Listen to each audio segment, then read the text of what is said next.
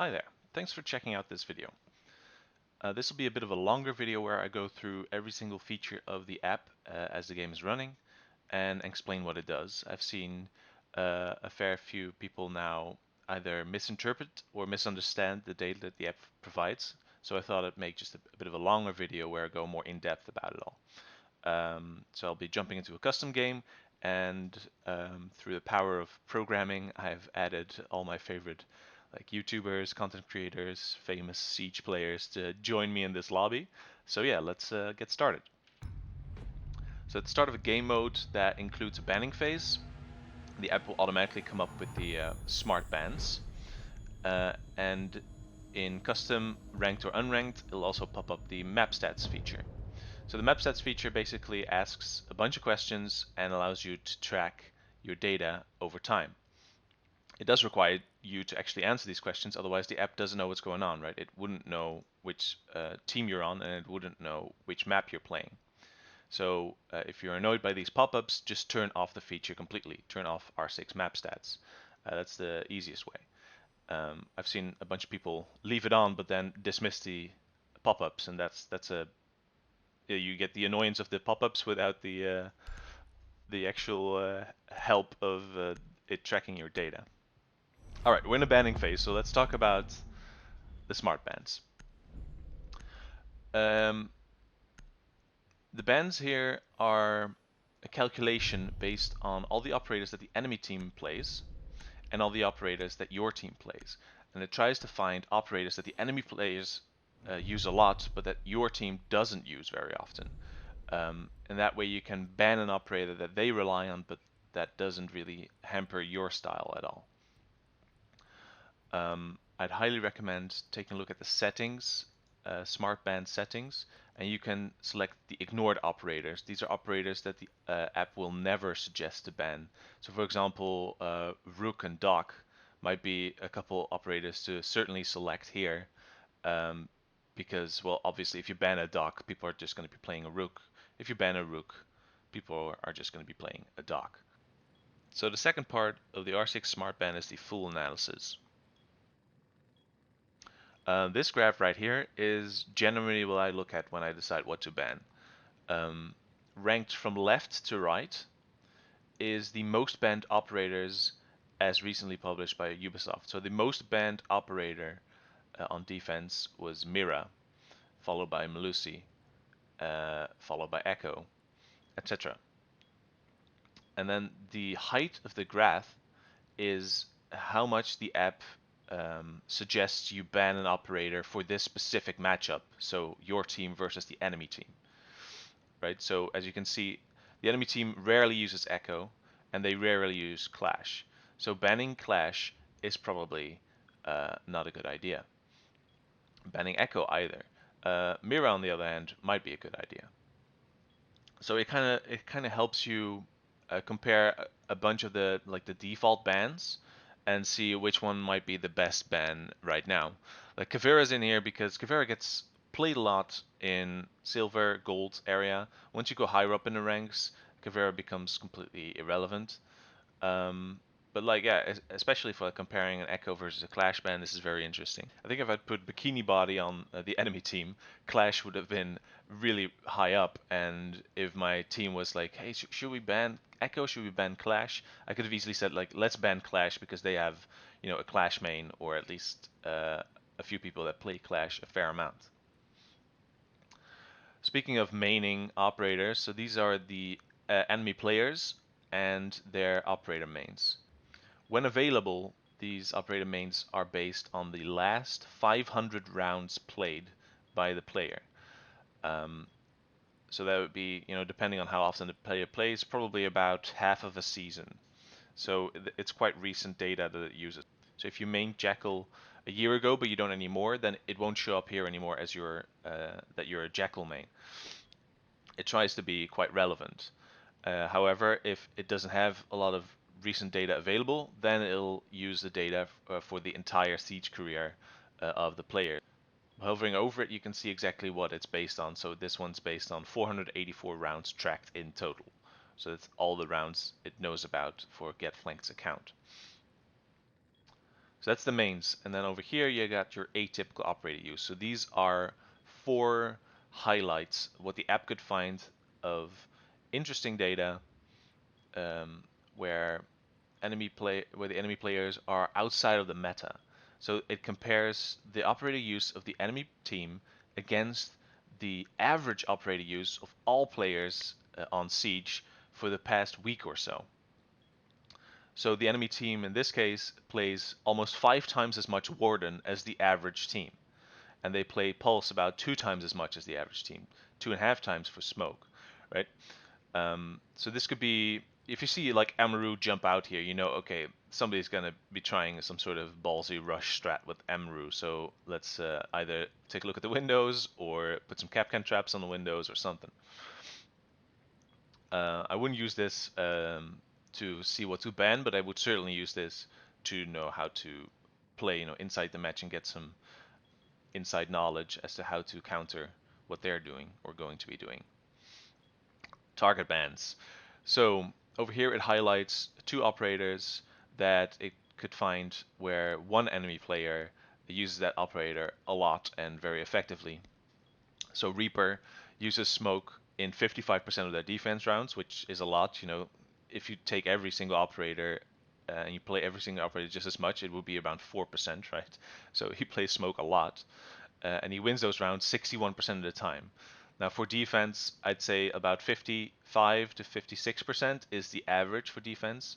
So 61 is definitely well above average. And for Smoke, having a KD of 1.26, that's insane, right? So Reaper is very good with Smoke, and banning Smoke here would definitely be a target ban on Reaper.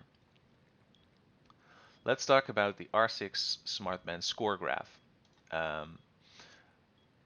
Basically, the higher up in the graph an operator is, the more your team uses this operator effectively. The more to the right the operator is, the more the enemy team uses this operator effectively, right? So both teams use Jaeger a lot, both teams use Ash a lot, both teams use Smoke a lot. However, only the enemy team uses Pulse and Hibana very effectively. Our team rarely does, and the opposite is true for Doc. Like, our team uses Doc a lot, but the enemy rarely does. So what you get is any operator that's basically in the bottom right corner are very interesting operators to try and ban or look at banning, because these are exactly the operators that the enemy team uses a lot, but that your team doesn't really use.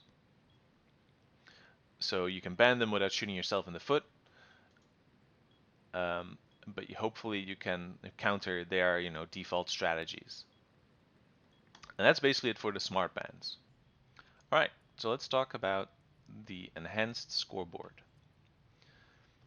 By default, the scoreboard overlaps the in-game scoreboard, and it shows you a whole bunch of additional information. To view the in-game scoreboard, you can simply press the minimize button, and now it's the in-game scoreboard. What will remain is the button to maximize it again, and the banned operators for this match. It's like a reminder of what has been banned. It has 2 different sections, the account stats and the match stats. By default, the app will just remember which tab you had open last and always have that one open. However, I'd recommend changing that in the settings. Under UI enhancement settings, you have the default open section, and you can change that from last opened, which is the default, to auto switch. That way it'll have the account stats open at the start, and then will automatically switch to the match stats when a round actually begins. Alright, account stats. Hover over the top of a column to see exactly what everything means. I think for the account stats, what's important is the time frame that it is based on. So the hours is the total hours for this account in PvP online matches, as opposed to like the hours this season or the hours in total for the entire game. Your KD is your seasonal KD, so only the KD for this season. If you hover over actual table cells, you can see not only the seasonal KD but also the ranked KD overall and the overall KD for the entire account. That includes custom and that includes quick match. Win percentage as well is seasonal. You also have the ranked and the overall one. Headshot percentage is the overall online PvP headshot percentage. I don't believe there is the ability to have a ranked only or seasonal headshot percentage, but if that is available, I will 100% be putting it into the app at a later date. Hovering over this one will not only give you the headshot percentage, but also the penetration percentage. That's a good one to take a look at if you are thinking maybe somebody's having wall hacks on.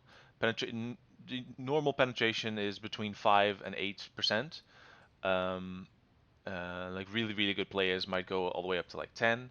Anything higher than 10, I would definitely classify as suspicious. Abandons are the abandons for ranked in the current season. If you hover over it, you can see the overall abandons. Yeah, if you see a high number here, that's a bad sign. Favorite operators. So this is basically the mains, right? The mains that are also available in the R6 Smart Ban portion of the app for the enemy operators. Here you have it for your own friendlies as well. And if you hover over it, you can see the specific stats for this operator. It shows the stats for the total account if it doesn't have enough like recent data, and it'll show it just for recent rounds if there is enough data. Um, Presence being how often does this player pick this operator when they are on attack or when they are on defense. So like presence should never be able to be higher than 100%. And then, anything above like 20-30% is very high.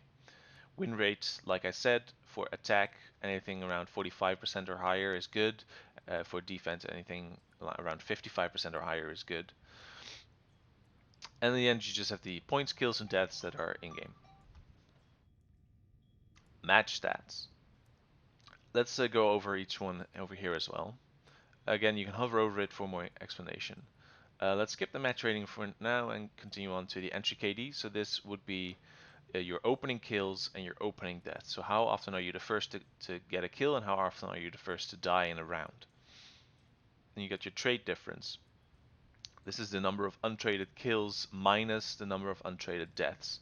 Basically, if this is positive, that means you had a positive influence on the man advantage for your team. And if it's negative, it's the opposite. Kills per round is basically the number of kills divided by the number of rounds. KOST is the kills, objectives, survival, and trade. As in the percentage of rounds where you did something. You had some sort of positive influence on your team to win the match. You want this to be as high as possible, around 100%. In ranked, I think anything above 60 would be very nice. In comp, that percentage depends a lot on the type of role that you play. SRV is the percent of rounds in which you survived. Clutches, so this would be rounds where this player had a 1v2 or more and actually ended up winning the round. They don't have to kill everybody, but they just have to win the round. So if you're the attacker and you plant a diffuser and then you're in a 1v3 situation, even if all three of those players survive till the end of the round, as long as you kept them from defusing the diffuser or disabling the diffuser, you still win, you still clutch. How this works in the app is the moment you are put into a 1vx situation, it adds the 1 here. And then if you don't actually clutch it, if you don't win the round, it removes the 1 again. So you can see that actually happening in the scoreboard real time. Objective plays. So this is basically, you got like a X and then dash Y, with the X's being planting the diffuser and the Y's being disabling the diffuser. And the multi-kill rounds is the number of rounds in which you got more than one kill. These are not all the statistics. Again, you can go into the settings menu in the UI and click on stats shown, and there is a bunch more stats for the match stats section that you can turn on. So rather than having the trade differential be calculated for you, you can turn on all the untraded, traded, untraded, and traded kills and deaths. You can select opening picks versus opening kills. You can split up the diffuser plants into its own separate sections rather than having it be one stat. You can turn on team kills, the works. There's a maximum to the number of stats you can select at one time because otherwise it won't fit anymore. But you get the gist. Doesn't matter when you turn that on or off, it'll track it in the background regardless.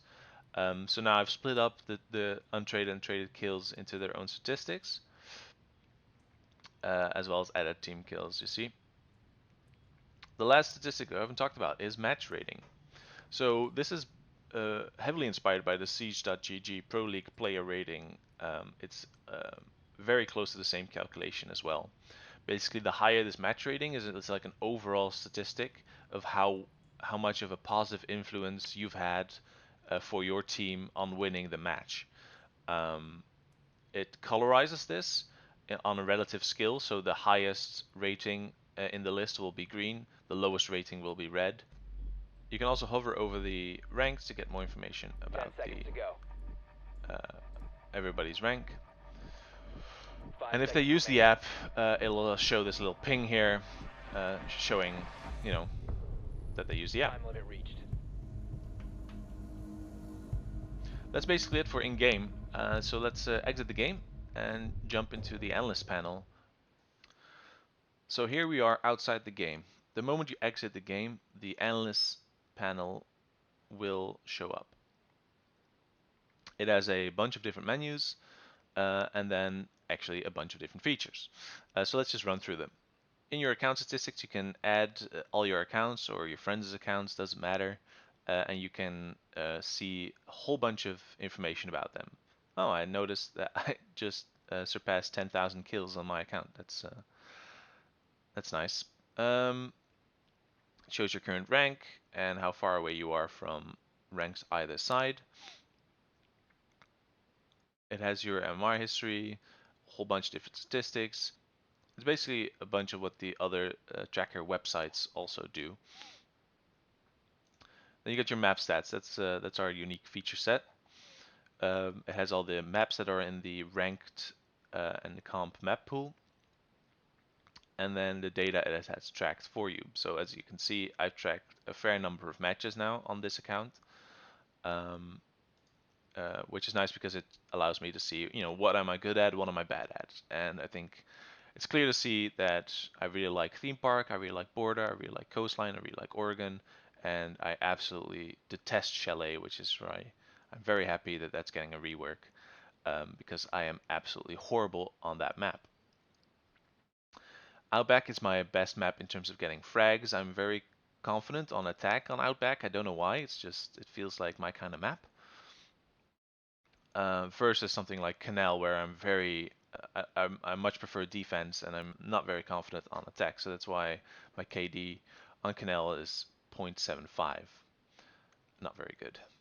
And then this just shows you how much your like defender or attacker favored for each specific map. Obviously, that's not just a measure of your own skill, but also a measure of the balance of the map, right? Coastline is famously almost attacker favored, the only attacker favorite map in the game, whereas Theme Park has been historically really heavily defender favored. Although I've seen it slowly towards the attacker side lately, so we'll see how that progresses as the meta evolves.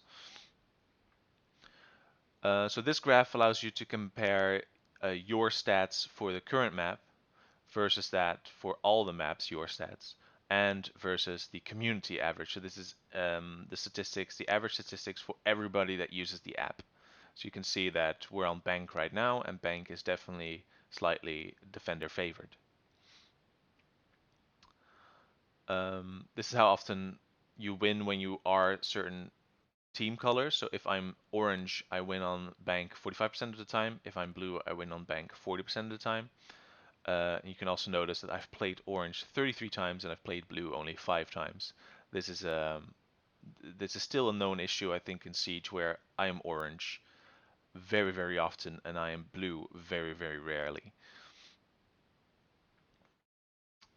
Going in, down below, Diving deeper, you can go into exact statistics per site, both defending and attacking, and how good you are at them. Um, Spawn point analysis, so I get spawn killed from time to time on bank. I think it's my worst map for getting spawn killed. I get spawn killed in almost 1% of the rounds I've played on bank, on attack. Um, I'm usually quite good at not getting spawn peeked, but yeah, bank is just, it's a dangerous map for that. And as you can see, I never get an early pick there. And as you can see, I'm not really a spawn peeker myself, so I don't really have any spawn kill or spawn fill on this map. And if you want to dive really deep into it, you can get the specific statistics per operator, per objective site. This requires a lot of data before this becomes anywhere near reliable, um, but it's certainly interesting in terms of, okay, I'm better at attacking with Nomad than I am with Thermite when it comes to attacking, the Teller's Archives site. At the moment, you can't hover over these and see the exact numbers yet. That's definitely a feature that's in the work. I want it to be, similar to where you can hover over this and see the exact stats and how many rounds it's based on. I want the same to be done for this. I'm working on it. It's on the list. And that's it for map stats, basically.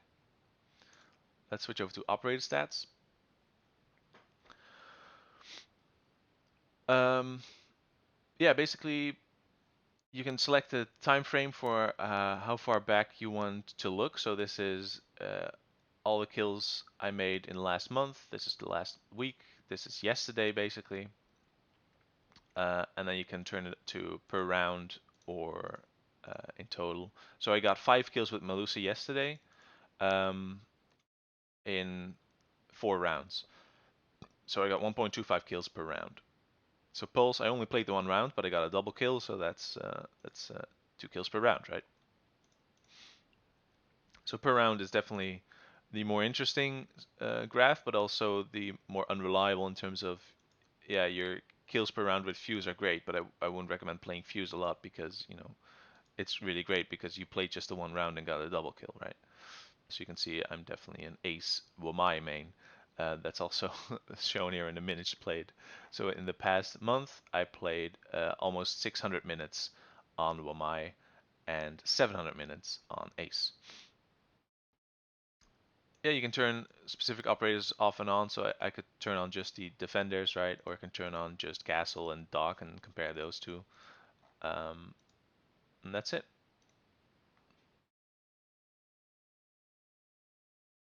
Operator history. So this is a mess of data.